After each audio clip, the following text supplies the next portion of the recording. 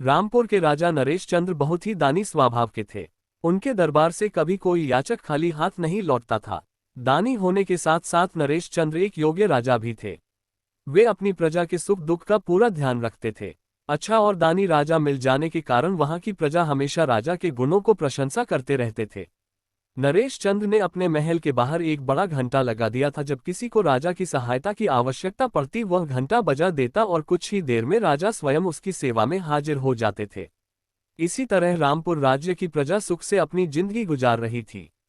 एक बार गर्मियों में राज्य में भयंकर सूखा पड़ा। सभी नदी, झीलों और तालाबों का जलस्तर पहले तो कम हुआ, फिर एक एक करके वह सभी सूखने लगे। पानी के अभाव में खेत की फसल भी बेकार हो गई। सर्वत्र पानी और भोजन के लिए त्राही त्राही मच गई। नरेश चंद्र ने अकाल से निपटने के लिए राज्य के गोदामों में मुफ्त अनाज बंटवाना शुरू कर दिया। उन्होंने अपने खजाने का काफी धन कुएं आदि खुदवाने में लगवा दिया, परंतु इतना कुछ करने के बावजूद भी सूखे को स्थिति में कुछ खास सुधार नहीं हुआ। धीरे धीरे राज्य के गोदामों का सारा अनाज और राजसी खजाना भी खत्म हो गया। राज्य के लोग दूसरे राज्य में जाने लगे। एक दिन मंत्री जी ने राजा को समझाते हुए कहा, महाराज, अकाल की स्थिति अब काफी विकराल हो गई है। वर्षा का भी कोई संकेत नहीं है। इसलिए बेहतर यही होगा कि हम भी कहीं दूसरे राज्य में चले जाएं। बाद में स्थिति सुधरते ही हम वापस राज्य में लौट आएंगे। मंत्री जी की बात सुनकर राजा तनिक मुस्कुराकर बोले, मंत्री जी, मैं आपकी बात समझ सकता हूं, पर मैं अपने पूर्वजों की धरती छोड़कर भला दूसरी जगह कैसे जा सकता हूं। हाँ, अगर आप दूसरी जगह जाना चाहते हो तो जा सकते हो, मेरी तरफ से कोई रुकावट नहीं है। मंत्री जी ने राजा को समझाने का काफी प्रयास किया, पर राजा अपना राज्य छोड़कर दूसरी जगह जाने को तैयार नहीं हुए। धीरे धीरे सारी प्रजा राज्य छोड़कर अन्यत्र चली गई। बस राज्य में केवल राजा नरेश चंद्र और उनके मंत्री जी बच गए।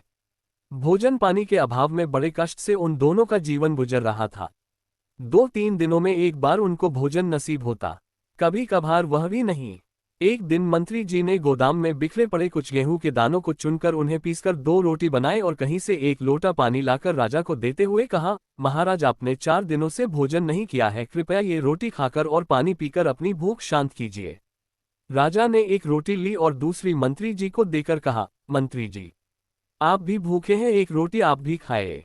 मंत्री जी ने एक ही बार में रोटी खाकर 2 घूंट पानी पिया और शेष जल राजा जी के लिए छोड़ दिया। नरेश चंद्र ने जैसे ही रोटी का पहला निवाला खाने के लिए मुंह की ओर बढ़ाया, तभी उन्हें बाहर से किसी की करुण आवाज सुनाई पड़ी। आवाज सुनकर राजा चौंक गए। रोटी का टुकड़ा थाली में ही रखकर उन्होंने कहा, बाहर कौन है, अंदर आओ। अगले ही पल एक पतला दुबला वृद्ध पुरुष राजा के समक्ष उपस्थित हुआ। उसके तन के कपड़े फटे हुए थे। उस वृद्ध ने अपने कांपते हाथों से हाथ जोड़ते हुए करुण स्वर में कहा, महाराज, अकाल के कारण मेरे परिवार के सभी सदस्य मुझ वृद्ध को अकेला छोड़कर कहीं दूसरी जगह चले गए हैं। मैंने पिछले कई दिनों से अन्न का एक दाना मुंह में नहीं डाला है। कृपया मुझे कुछ भोजन दीजिए। वृद्ध की व्यथा सुनकर नरेश चंद्र ने तुरंत अपने हिस्से की रोटी और पानी उसकी ओर बढ़ाकर कहा, मेरे पास इस वक्त यह सूखी रोटी और थोड़ा सा जल है, इसे ग्रहण कर अपनी भूख मिटाए। रोटी देखकर वृद्ध उस पर टूट पड़ा। राजा ने अपना कपड़ा उतारकर वृद्ध को पहना दिया। भोजन करने के पश्चात वृद्ध ने मुस्कुराकर राजा से कहा, महाराज, मैं कोई वृद्ध नहीं बल्कि भगवान इंद्र हूं और आपके दानवीर होने की परीक्षा लेने के लिए इस भेष में आपके पास आया था। आपके दान के आगे मैं नतमस्तक हूं। मैंने आपके दानी होने के बारे में केवल सुना ही था, आज परख भी लिया। धन्य है आपकी प्रजा जिसे आप जैसा राजा मिला। आज के बाद इस राज्य में कभी सूखा नहीं पड़ेगा। इतना कहकर भगवान इंद्र अपने असली रूप में आ गए और नरेश चंद्र को आशीर्वाद देकर अदृश्य हो गए। अगले ही पल बादलों की गड़गड़ाहट शुरू हो गई और देखते ही देखते मूसलाधार वर्षा होने लगी। राज्य की सभी नदियां, झील और तालाब पानी से भर गए। सारी प्रजा भी राज्य में लौट आई। राज्य में एक बार फिर से पुरानी खुशहाली वापस लौट आए। कहानी से सीख, सच्ची दानवीरता और परोपकार में ही सबसे बड़ी शक्ति है। जब आप कठिन परिस्थितियों में भी दूसरों की मदद करते हैं तो उसकी सराहना अंततः सच्ची सफलता और आशीर्वाद के रूप में मिलती है।